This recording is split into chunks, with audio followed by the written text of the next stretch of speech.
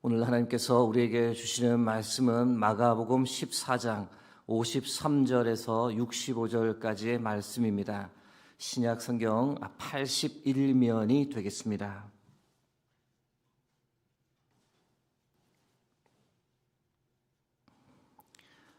허락하신 말씀 마가복음 14장 53절에서 65절까지의 말씀 교독하겠습니다. 그들이 예수를 끌고 대제사장에게로 가니 대제사장들과 장로들과 서기관들이 다 모이더라. 베드로가 예수를 멀찍이 따라 대제사장의 집들 안까지 들어가서 아랫사람들과 함께 앉아 불을 쬐더라. 대제사장들과 온 공회가 예수를 죽이려고 그를 칠 증거를 찾되 얻지 못하니 이는 예수를 쳐서 거짓 증언하는 자가 많으나 그 증언이 서로 일치하지 못함이라. 어떤 사람들이 일어나 예수를 쳐서 거짓 증언하여 이르되 우리가 그의 말을 들으니 손으로 지은 이 성전을 내가 헐고 손으로 짓지 아니한 다른 성전을 사흘 동안에 지으리라 하더라 하되 그 증언도 서로 일치하지 않더라. 대제사장이 가운데 일어서서 예수에게 물어 이르되 너는 아무 대답도 없느냐? 이 사람들이 너를 치는 증거가 어떠하냐 하되 침묵하고 아무 대답도 아니하시거늘 대제사장이 다시 물어 이르되 내가 찬송받을 이의 아들 그리스도냐? 예수께서 이르시되 내가 그니라. 인자가 권능자의 우편에 앉은 것과 하늘 구름을 타고 오는 것을 너희가 보리라 하시니 대제사장이 자기 옷을 찢으며 이르되 우리가 어찌 더 증인을 요구하리요? 그 신성 모독하는 말을 너희가 들었도다. 너희는 어떻게 생각하느냐 하니 그들이 다 예수를 사형에 해당한 자로 정죄하고 65절 합독하겠습니다. 어떤 사람은 그에게 침을 뱉으며 그의 얼굴을 가리고 주먹으로 치며 이르되 선지자 노릇을 하라 하고 하인들은 손바닥으로 치더라. 아멘. 오늘은 주의 침묵이란 제야의 말씀을 나누겠습니다. 오늘 말씀은 아니지만 마가복음 14장 1절에서 2절 말씀을 다시 한번 보겠습니다. 이틀이 지나면 유월절과 무교절이라 대제사장들과 서기관들이 예수를 흉계로 잡아 죽일 방도를 구하며 이르되 밀란이 날까 하오니 명절에는 하지 말자 하더라. 2절 후반부 보시면 이 명절에는 하지 말자라는 표현이 나옵니다. 무슨 뜻인가 하니 유월절 명절이 다가오고 있으니 명절이 지난 후에 예수를 죽이자라는 뜻입니다. 예수님께서 종교 지도자들의 이 타락을 강하게 비판했고 기분이 심하게 상한 종교 지도자들은 예수님을 잡아 죽이려 했습니다. 그런데 밀란이 날 수 있으니 명절에는 하지 말고 유월절 명절이 끝나고 나서 예수를 죽이자라고 마음을 모았던 겁니다. 그런데 여러분께서 아시는 대로 종교 지도자들은 유월절이 끝난 다음이 아니라 유월절이 시작하기 전에 예수님을 죽였습니다. 그렇게 진행되도록 결정적인 역할을 한 인물이 있었습니다. 누구였을까요? 바로 가롯 유다였습니다. 가롯 유다가 제 발로 종교 지도자들에게 찾아와 예수를 팔아 넘기겠다라고 하니 종교 지도자들은 그럼 미루지 말고 아예 유월절 전에 예수를 죽이자라고 계획을 급 변경했던 겁니다. 14장 53절 말씀 보겠습니다. 그들이 예수를 끌고 대제사장에게로 가니 대제사장들과 장로들과 서기관들이 다 모이더라. 대제사장들, 장로들, 서기관들, 이 종교 지도자들은 사내들인 공회 멤버를 가리킵니다. 겟세마네에서 예수님을 잡았다라는 소식을 듣자마자 이들은 대제사장 가야바의 집에 급히 모였습니다. 마가복음에는 예수님께서 잡혀가신 그 장소가 언급되어 있지 않지만 마태복음과 누가복음에는 그곳이 대제사장 가야바의 집이라고 기록합니다. 마태복음 26장 57절 58절 말씀입니다. 예수를 잡은 자들이 그를 끌고 대제사장 가야바에게로 가니 거기 서기관과 장로들이 모여 있더라. 베드로가 멀찍이 예수를 따라 대제사장의 집 뜰에까지 가서 그 결말을 보려고 안에 들어가 하인들과 함께 앉아 있더라. 누가복음 22장 54절도 대제사장의 집이라고 기록합니다. 예수를 잡아 끌고 대제사장의 집으로 들어갈새 베드로가 멀찍이 따라가니라. 이어서 14장 55절 말씀을 보겠습니다. 대제사장들과 온 공회가 예수를 죽이려고 그를 칠 증거를 찾되 얻지 못하니. 말씀드린 대로 당시 이 사내들인 공회는 최고의 유대 권력 기관이었습니다. 사법권, 행정권, 입법권을 다 가지고 있었던 이 무소불위의 권력 기관이었습니다. 밤에 잘 모이지 않음에도 불구하고 예수님을 죽이는 일에는 다 혈안이 되어 밤에 모였습니다. 그들은 왜 이렇게 예수님을 거부하고 예수님을 죽이려 했던 걸까요? 예수께서 행하신 많은 이적을 보고도 왜 예수님을 받아들이려 하지 않았을까요? 오늘은 먼저 그 이유 몇 가지를 살펴보겠습니다. 공회원들 왜 예수님을 죽이려 했는가? 그 첫 번째 이유는 예수님과 그 제자들이 안식일 범하는 것을 용납하지 못했습니다. 예수님께서는 이 안식일의 본질을 잃어버린 종교 지도자들에게 안식일의 참된 회복을 요구하며 일부러 많은 병자와 귀신 들린 사람들을 안식일에 치유하셨습니다. 마가복음 3장에서 안식일에 손 마른 사람을 고쳐주는 사건이 나옵니다. 예수님의 사역 초기임에도 불구하고 이미 이른 시기부터 예수님이 안식일을 어긴다는 것 때문에 예수님을 죽이려 했다라는 기록이 성경에 나옵니다. 마가복음 3장 5절 6절 말씀입니다. 그들의 마음이 완악함을 탄식하사 노하심으로 그들을 둘러보시고 그 사람에게 이르시되 내 손을 내밀라 하시니 내밀매 그 손이 회복되었더라. 바리새인들이 나가서 곧 헤롯단과 함께 어떻게 하여 예수를 죽일까 의논하니라. 공회원들이 왜 예수님을 죽이려 했는가?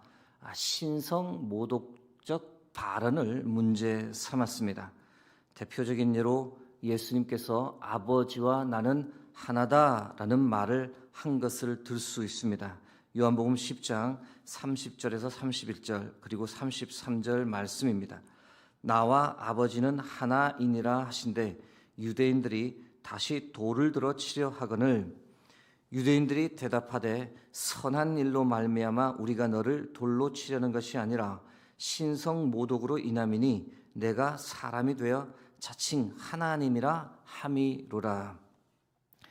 여러분 삼위일체 되신 하나님의 신비를 모르니 이 나와 아버지는 하나다라는 예수님의 말씀을 유대인들이 전혀 이해할 수 없었던 겁니다.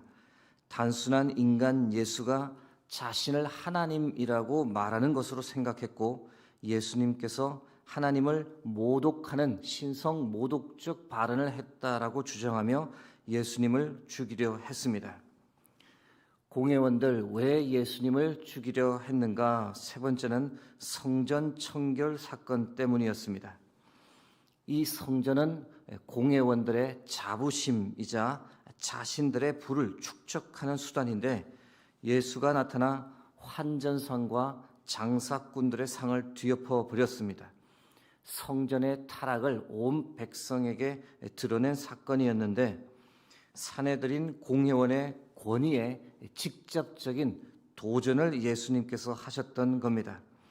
자신들의 타락을 적나라하게 예수님께서 지적했건만 오히려 그 일로 공회원들은 더 불편한 신계를 감추지 않았고 예수님을 죽이려는 계획을 더 철저히 행동으로 옮겼습니다. 공회원들 왜 예수님을 죽이려 했는가? 네 번째는 권력을 놓고 싶지 않았던 겁니다. 여러분, 만일 예수님께서 메시아로 유대 나라를 독립하고 유대 나라를 다시 건설하면 어떤 일이 벌어질까요? 모든 이들이 예수님을 왕으로 모시게 되고 정치 구도가 완전히 새롭게 바뀌게 됩니다. 산헤드린 공회는 당시 최고 권력 기관이었지만 예수님이 유대인이 왕이 되면 왕을 중심으로 모든 권력이 재편됩니다. 그러면 공회원들의 권력이 약화될 것이 너무도 자명했기에 그들은 어느 누구도 메시아로 등극하는 것을 싫어했습니다. 특히 대제사장은 자신이 권력의 정점이었기 때문에 어느 누구도 자신 위에 군림하는 것을 원치 않았던 겁니다. 그런 까닭에 그들은 예수님을 아예 제거하고자 했던 겁니다. 그래서 그들은 자신에게 주어졌던 모든 권력을 총동원해 예수님을 죽이려 애썼습니다. 말 그대로 권력의 남용이었던 겁니다. 정당한 절차도 없었고 정당한 근거도 없었습니다. 아무 죄가 없으신 예수님을 죽였습니다. 십자가 처형은 일면으로 볼 때 이 산헤드린 공회원에 의해 저질러진 불법과 불의의 결과였던 겁니다. 이어서 14장 58절 말씀입니다.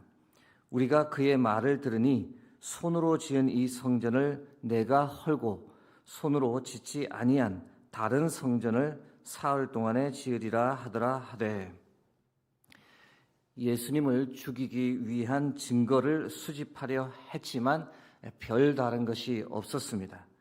예수님에 대한 거짓 증언만이 난무했던 겁니다. 특히 종교 지도자들에 의해 매수된 몇몇 사람들이 거짓 증언을 마구 쏟아내며 민중을 선동했습니다. 여러분, 예수님께서는 한 번도 성전을 헐겠다라는 말씀을 하신 적이 없습니다. 예수님께서 그와 비슷한 말씀을 하셨던 것은 모두 자신의 육신에 관한 것이었습니다. 요한복음 2장 19절에서 21절 말씀입니다.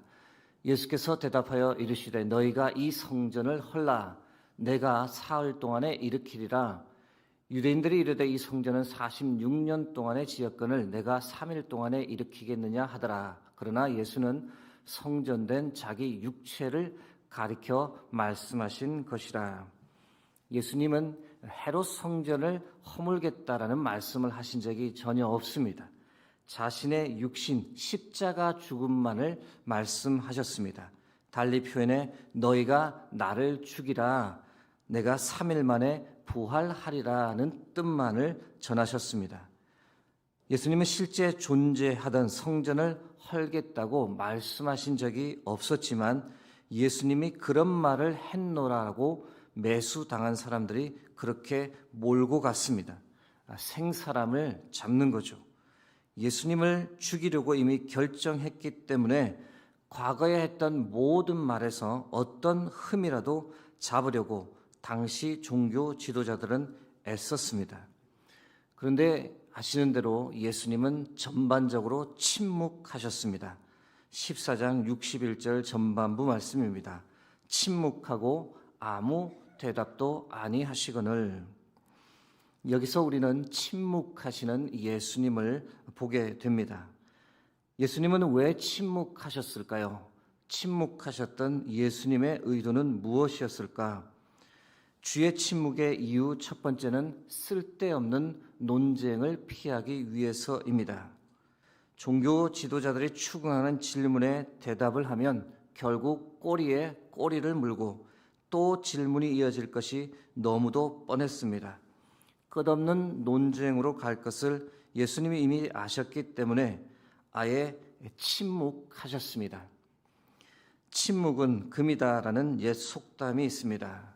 그러나 이 속담은 오늘날 우리 사회에는 잘 어울리지 않는 다소 고루한 속담입니다. 지금은 자기 PR 시대이고 블로그, 유튜브를 통해 글을 쓰고 자신을 표현하고 자신을 어떻게든 알려야만 생존할 수 있는 시대입니다. 가만히 있으면 뒤처지고 아무 존재감을 드러내지 못하는 시대입니다. 그러나 주님은 침묵을 선택하셨습니다. 침묵으로 자신의 생각을 표현하셨습니다. 주의 침묵의 이유 두 번째는 그들의 의도를 다 알고 있었기 때문입니다. 예수님께서는 종교 지도자들이 이미 예수님을 죽이려는 의도를 가지고 있었고 그들의 의도는 전혀 바뀌지 않을 것임을 너무도 잘 아셨기 때문에 오히려 침묵하셨습니다. 나아가 그들에게 하나님의 나라에 관해 이야기한들 그들이 전혀 깨닫지 못할 것이기에 안타까운 마음으로 침묵할 수밖에 없었습니다. 그래서 예수님의 침묵을 성경이 이렇게 기록합니다. 이사야 53장 7절 말씀입니다. 그가 곤욕을 당하여 괴로울 때도 그의 입을 열지 아니하였으며 마치 도수장으로 끌려가는 어린 양과 털 깎는 자 앞에서 잠잠한 양같이 그의 입을 열지 아니하였도다. 주의 침묵의 이유 마지막 세 번째는 모든 것을 다 받아들이기로 이미 결정하셨기 때문에 침묵하셨던 겁니다. 예수님은 앞으로 일어날 모든 일을 무엇이든 다 받아들이기로 이미 마음에 결정하셨습니다. 어떤 멸시, 어떤 조롱도, 침뱉음과 온갖 모욕도 다 받아들이기로 결심하셨기 때문에 침묵하셨습니다. 또한 모든 것을 하나님 아버지께 다 맡겼기 때문에 예수님은 침묵할 수 있었습니다. 예수님은 겟세마네 동산에서 하나님 아버지의 뜻이라면 무조건 순종하겠다. 그 길이 죽음의 길이라도 어느 누가 방해를 하더라도 그 길을 가겠다라고 이미 마음에 작정하셨기 때문에 침묵하고 또 침묵하셨습니다. 사랑하는 성도 여러분, 이번 한 주가 고난 주간입니다. 이번 한 주간 우리의 입술에도 금식하는 주의 침묵에 동참하는 한 주가 되기를 바랍니다. 주의 침묵을 생각하고 우리 입에도 죄가를 물리고 침묵 가운데 우리의 생각을 단순화시키고 하나님의 말씀에 더 가까이 가고 침묵 가운데서 오히려 내게 다가오셔서 나를 부르시는 하나님의 음성을 더 선명하게 듣고 침묵 가운데서 십자가에서 나를 위해 피 흘리신 주의 사랑을 온몸으로 느낄 수 있는 그렇게 복된 고난주간을 보내시길 주의 이름으로 축복합니다. 함께 기도하겠습니다. 살아계신 하나님, 오늘도 우리에게 귀한 생명의 말씀을 허락해 주심을 감사합니다. 고난주간을 보내며 하나님 십자가의 길을 걸으신 주님을 깊이 묵상하고 나를 향한 그 사랑이 얼마나 크고 넓은지를 다시 한번 묵상하고 깨닫고 체험하는 고난주간이 되게 도와주옵소서. 수유동교회 모든 흩어진 주의 성도들이 이 고난주간 정말 주와 깊이 동행하는 한 주가 되게 하옵소서. 감사드립니다. 모든 영광을 주께 올려드리며 예수 그리스도의 이름으로 기도드립니다. 아멘.